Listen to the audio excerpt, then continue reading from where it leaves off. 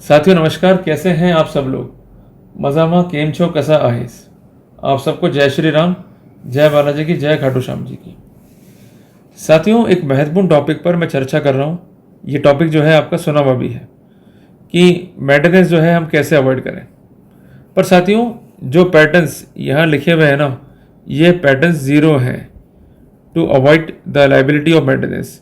अगर एक बार आपकी शादी हो गई है तो आपको मेंटेनेंस जो है देना ही पड़ेगा। प्रॉब्लम क्या हो जाती है कि जब भी हम केस जो है कॉन्टेस्ट करते हैं मेंटेनेंस का, तो हमारा पैटर्न क्या रहता है, ऑर्थोडॉक्स। मीन्स हम ये चाहते हैं कि जो बातें हम लिख रहे हैं कोर्ट उनको सही मान ले, और अल्टीमेटली सही मानते हुए पत्नी का मेंटेनेंस जो है वो रिजेक्ट कर दे। सिर्फ कह देने मात्र से मेंटेनेंस खारिज नहीं होगा, आपको स्पेसिफिक रिप्लाई करना पड़ेगा सर्कमस्टेंसेस का। अगर आपका रिप्लाई स्पेसिफिक नहीं है, रिप्लाई आपका जनरल है, तो आपको सफलता भी हासिल नहीं होगी। सामान्य पैटर्न क्या है अभी कि पत्नी अगर चली गई है पीआर और अगर वो नहीं आ रही है लौट के, तो सबसे पहले वो आप पर अटैक करेगी केसेस का। पहला केस होगा डोमेस्टिक वायलेंस, दूसरा होगा 498A आईपीसी, जिसको हम यूजुअली कहते हैं सेक्शन 85 BNS, और इसके अलावा मुकदमा होगा मेंटेनेंस का, जिसके लिए सेक्शन है 125 CRPC, अभी हो गया है 144 BNSS। इसके अलावा वो डोमेस्टिक वायलेंस में भी जो है खर्चा मांग सकती है। अब आप केसेस करेंगे साथ रहने का या अलग होने का, तो उसमें सेक्शन 24 HM एक्ट के तहत भी जो है वो खर्चा मांग सकती है। बेसिकली खर्चा उसे मिलना उसका अधिकार बन चुका है, जिसका वो नाजायज़ फ़ायदा जो है उठा रही है। बेसिकली जो कानून है मेंटेनेंस का, ये उन महिलाओं के लिए बना था जिनके पास साध्य नहीं है, जो मेंटली और फिजिकली जो है हैंडीकैप है, कमा सकती नहीं है। पर 2025 में भी क्या आपको लगता है कि महिलाएं इतना डिपेंड हो रही हैं पुरुषों पे कि वो जॉब जो है नहीं कर सकती है, despite of fact that they are having a professional qualification. Clear बात है। तो इसलिए बहुत गंभीर विषय है, विचार करना होगा। अगर विचार नहीं करा तो हम ही जो है मारे जाएंगे। अभी जो हम पैटर्न ले रहे हैं उसमें हम क्या कर रहे हैं, सिंपल बातें जो है कोर्ट पर लिख देते हैं, और इसके अलावा कुछ कारण हमारे पास में होते हैं। जो प्राइम रीज़न है जिस पर हम लड़ाई करते हैं वो है कि पत्नी बिना किसी कारण के हमसे अलग रह रही है। क्या आपको लगता है इससे खर्चा रुक जाएगा? उत्तर है नहीं। ये जो जवाब आपके हैं वो बेसिकली एक हाइपोथेटिकल आउटकम है किसी व्यक्ति विशेष की सोच का। किसी व्यक्ति विशेष ने 125 सब क्लॉज 4 CRPC को पढ़ा। उसमें था कि अगर पत्नी बगैर किसी कारण के अलग रह रही है तो वहाँ खर्चा नहीं मिलेगा। तो यूजुअली क्या होता है, आपको एडवाइस कि आप सेक्शन 9 का मुकदमा जो है पेश कीजिए। अगर आप सेक्शन 9 का मुकदमा पेश करेंगे, पत्नी नहीं आएगी, खर्चा जो है नहीं देना पड़ेगा। पर ये थ्योरी जो है रॉन्ग है। अगर आपने मुकदमा पेश कर भी दिया है, पत्नी नहीं आ रही है, you can not compel your wife to come. तो कुल मिला के ये डिफेंस जो है सस्टेनेबल नहीं है, बेकार डिफेंस है। इसको लेने से कोई फायदा नहीं होगा, बल्कि आप तो ये बात को स्टैंड कर पा रहे हैं इस तरह के पिटिशन से कि अगर हमारी पत्नी खराब भी है तो क्या हो गया, हम साथ रहने को तैयार हैं। किधर बात ये। इसलिए कोशिश ये कीजिए कि सेक्शन 9 हमें पहले नहीं करना है। अगर वाइफ ने केस किया है 125 का तो उसके बाद हमें करना है, करना भी है तो भाई उससे बेनिफिट क्या है। हम कोर्ट से कह सकते हैं कि भाई झगड़े हर घर में, झगड़ा मेरे घर में भी हुआ, मेरी वाइफ जो है अपनी इच्छा से पीआर में रह रही है, मैं साथ रहना चाहता हूँ, मेरे को साथ भेज दो। इसको जो इश्यूज़ है कॉमनली वो क्या है कि ये हस्बैंड मारता पीटता है, डाउरी की डिमांड करता है। तो आप एक काम करो, सिर्फ 2 घंटे के लिए जो है हमें मिलवा दो, हम तसल्ली से बैठेंगे, मैटर को सॉल्व कर लेंगे और घर जो है पुनः बच जाएगा।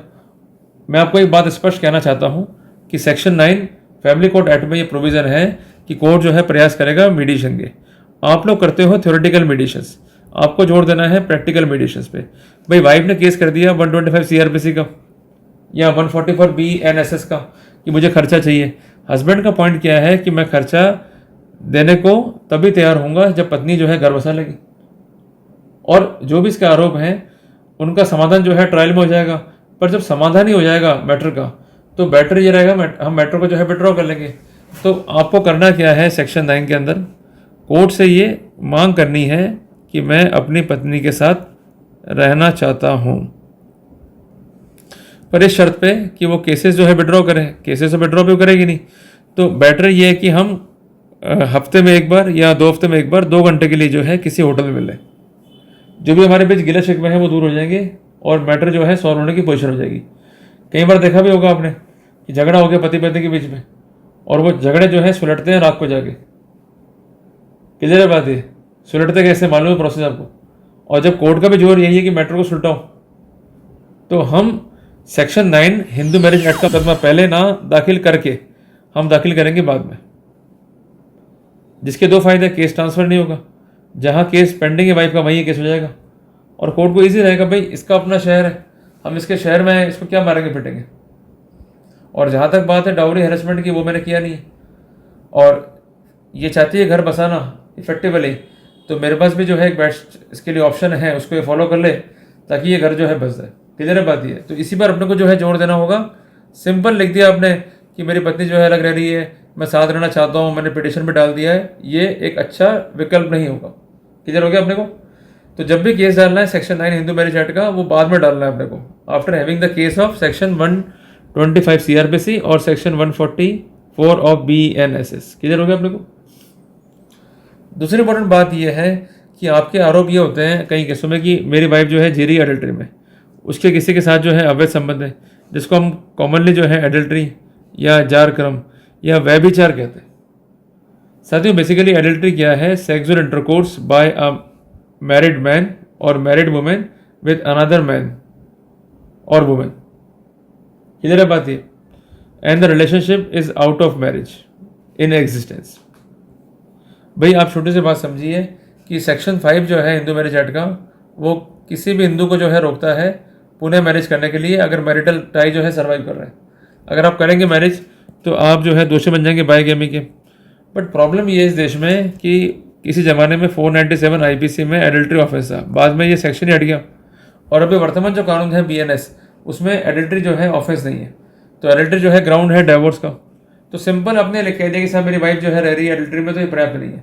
अगर आपके पास पुख्ता साक्ष्य हैं तो उसको जो है आपको पेश करना पड़ेगा एज पर सेक्शन 63 और भारतीय साक्ष्य अधिनियम। इसके लिए आपको साइबर एक्सपर्ट की राय लेनी पड़ेगी। कारण क्या होता है कि हम लोग एविडेंसेस पर राय लेते हैं बाद में, तो उससे केस जो है कमज़ोर हो जाता है। बगैर नक्शे का मकान बनाओगे तो फिर बाद में स्ट्रक्चर को चेंज करना पड़ेगा। वो स्थिति केस में अगर बगैर प्लानिंग के जो है केस को तैयार करोगे तो बाद में जो है दिक्कतों का सामना करना पड़ेगा। लोग कई बार हमसे पूछते हैं कि साहब एडल्ट्री का मामला है, अभी तक हमने एविडेंस ही पेश नहीं करी है, तो फिर आप केस लड़ के आ रहे हो।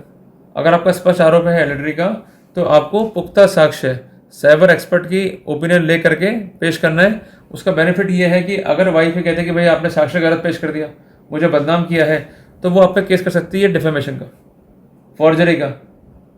क्लियर है बात ये? तो ऐसा ना हो, इसलिए पुख्ता साक्ष्य का साइबर एक्सपर्ट से जांच करवा करके, उसमें जो कंसेंट हैश वैल्यू है उसकी जांच भी होगी, जो कंसेंट प्रॉपर्टीज़ है फाइल की उसकी जांच भी होगी, इसके अलावा कोई मैनिपुलेशन फाइल में है या नहीं उसकी जांच भी होगी, जिस कारण से एविडेंस जो है और पुख्ता हो जाएगी।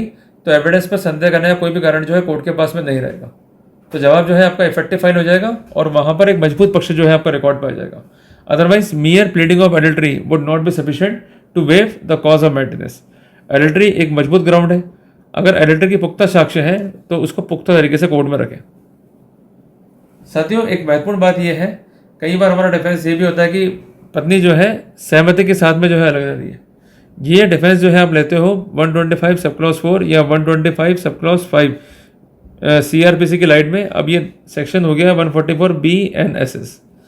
मैं आपको एक बात जो है स्पष्ट करना चाहता हूँ कि अगर पति और पत्नी अलग रह रहे हैं और आपका ये तर्क रिकॉर्ड पर है, तो क्या पत्नी इस बात को मानेगी? उत्तर है नहीं। वो तो बोलेगी साहब मुझे हैरेस किया, डाउरी के लिए परेशान किया, इसलिए मैं अलग रह रही हूँ।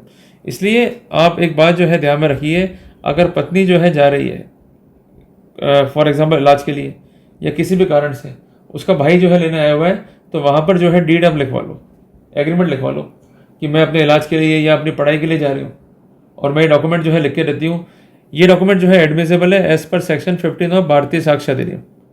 अगर बाद में वो डिफेंस लेके आएगी साहब इन्होंने मुझे जो है मारा पीटा है, दहेज की मांग करी, तो उसका लिखा हुआ डॉक्यूमेंट जिस पर उसके भाई के हस्ताक्षर है या पिताजी के हस्ताक्षर है बतौर गवाह, तो उसका अपने को जो है फ़ायदा मिल जाएगा और इस ग्राउंड पे हम लड़ पाएंगे। अदरवाइज मियर प्लीडिंग है कि सहमति से लग रह रहे हैं, इसका कोई फ़ायदा आपको नहीं मिलेगा। 100% केसेस में मैं साफ साफ कहता हूँ, दिक्कतें ये है हमारे को कि हम लोग एक्सपर्ट ओपिनियन के बगैर जो है अपना जवाब तैयार कर लेते हैं। जो भी लिख रहे हैं हमको विश्वास है कि वो सही लिख रहे हैं, अल्टीमेटली हम लोग बच जाएंगे। देखो अब नहीं बचोगे। अगर आपको बचना है तो आपको सबसे पहले प्लानिंग्स करनी पड़ेगी, आपको स्ट्रेटजी बनानी पड़ेगी। जब तक स्ट्रेटजी नहीं है आपका कोई भी तर्क जो है नहीं चलेगा, जवाब जो है आपको बेनिफिट नहीं देगा।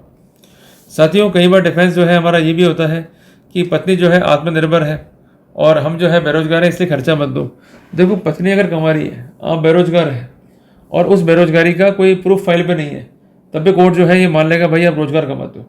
कई मामले ऐसे भी आए हैं कि पति ने कहा मैं बेरोजगार हूँ, खर्चा मत दो, कोर्ट ने कहा भाई मजदूरी करो पर खर्चा जो है आपको देना पड़ेगा। कोर्ट भले ही इन्हें नहीं कहेगा, भले ही प्रोफेशनली क्वालिफाइड है कि आप काम करो, पर कोर्ट सदैव मर्दों को कहेगा कि आप जो है काम करो।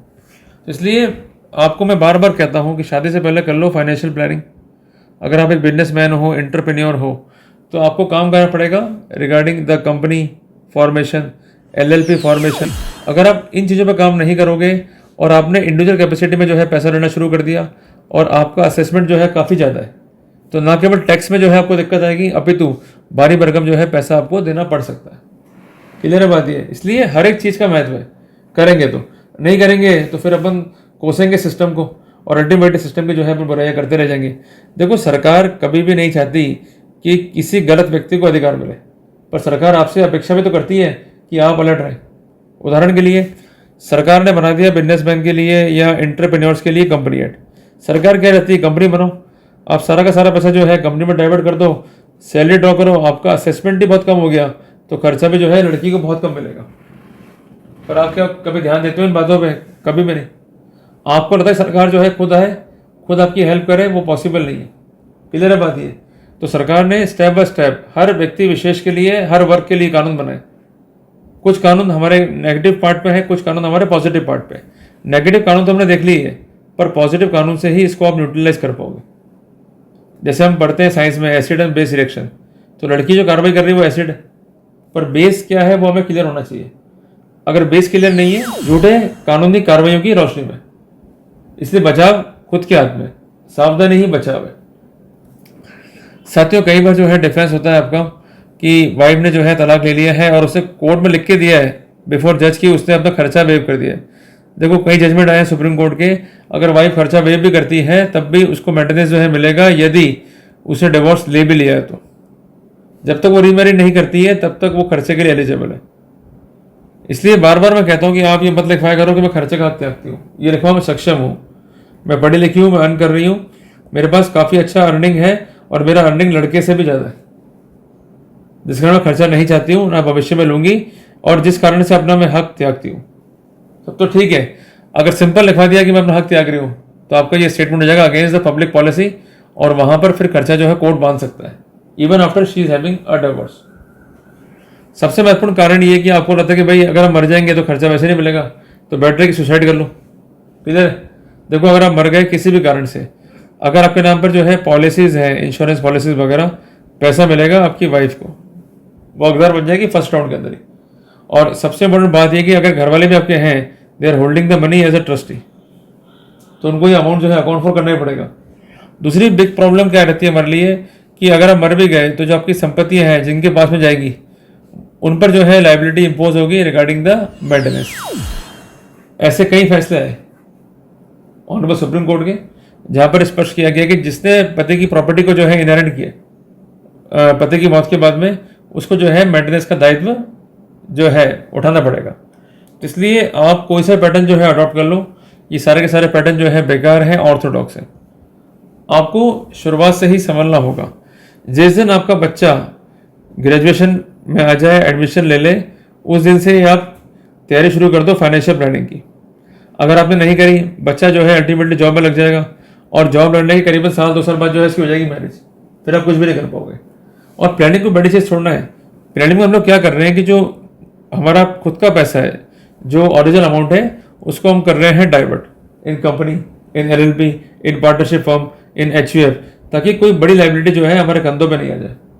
साथियों, ऐसे कई केसेस देखे मैंने कि जहाँ पर लड़के वाले बहुत पैसे वाले, और उनका तर्क ये था कि हमारा मेंटेनेंस नहीं बंधे, तो उन्होंने क्या काम किया, शादी से पहले जो है प्लानिंग शुरू कर दी कि लड़के के नाम पर जो है कोई प्रॉपर्टी एसेट ना हो, लड़के की अर्निंग है तो उसका डाइवर्जन हो। और सबसे इम्पोर्टेंट बात यह है कि HUF, फैमिली ट्रस्ट वाले जो ऑप्शन है ये बेस्ट है if you are having income from salary, और अगर आपकी इनकम बिजनेस या प्रोफेशन से है तो वहाँ पर प्राइवेट लिमिटेड, LLP या पार्टनरशिप फर्म जो है बेस्ट ऑप्शन है। तो मैंने कुल मिला के आपको ये स्पष्ट कर दिया है कि जो पुराने पैटर्न है उस पर जाने से कुछ फ़ायदा नहीं होगा। नए पैटर्न पे जो है जाना पड़ेगा और एक ही फॉर्मूला है कि अपना असेसमेंट जो है कम करो, अपनी इनकम जो है कम कर दो। इनकम अगर आपने कम कर दी तो आपको फ़ायदा मिल जाएगा। एक एग्जांपल लेते हैं अपन, उससे आपको जो है स्थितियाँ बहुत क्लियरफाई हो जाएगी। एक आदमी है जिसकी सैलरी है 1 लाख रुपया सालाना, तो उसकी पत्नी कितना मेंटेनेंस क्लेम कर सकती है उससे? 25,000 रुपये सालाना, क्योंकि फिक्स है कि जितना इनकम है उस पर 25% जो है मेंटेनेंस का बनेगा। पर अगर यही व्यक्ति होता बिजनेसमैन, तो इसने क्या करा, 1 लाख रुपये डाल दिए अपनी कंपनी के पास में, तो ये पैसा हो गया कंपनी का। 10,000 रुपये जो है ड्रॉ कर लिया सैलरी, तो पत्नी को खर्चा कितना मिलेगा? सिर्फ 2,500 रुपये साल का।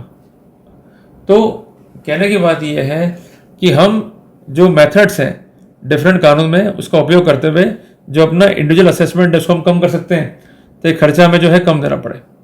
क्लियर है बात है? अदरवाइज क्या होगा, खर्चा आपको बन जाएगा हायर साइड के ऊपर, तो आप इतना इजीली जो है पे नहीं कर पाओगे। तो ये महत्वपूर्ण जानकारी है कि जब भी आप केसेस का रिप्लाई कर रहे हैं, तो इन 6 पॉइंट्स पर अगर आप सिंपल रिप्लाई दे रहे हैं तो you are in a big trouble. आपको ऑर्थोडॉक्स पैटर्न जो है हटाना पड़ेगा, मॉडर्न पैटर्न जो है फॉलो करना पड़ेगा, केस का जो है रिव्यू करना पड़ेगा। रिव्यू करने के बाद आपका जो जवाब का पॉइंट है वो कितना कारागर है उस पर जो है काम करना पड़ेगा। सीधे आप जवाब लिखा दोगे, जवाब फाइल भी हो जाएगा, पर उसका जो एंड पॉइंट है वो खिलाफ हो गया आपके, तो आप जो है नुकसान भी वहां पर खा जाओगे। क्लियर है बात? इसलिए बहुत तसल्ली से काम करना है, रिव्यू देन रिप्लाई। अगर सिंपल रिप्लाई है विदाउट रिव्यू, तो ऐसा रिप्लाई जो है वर्थलेस है, इसका कोई भी जो है वैल्यू नहीं रहेगा, अल्टीमेटली कोई फायदा जो है आपको नहीं मिलेगा। तो ये इंपॉर्टेंट टिप्स है आपके राइट्स को लेके। जल्दी मिलते हैं एक नए टॉपिक के साथ। टिल देन, जय हिंद, जय भारत।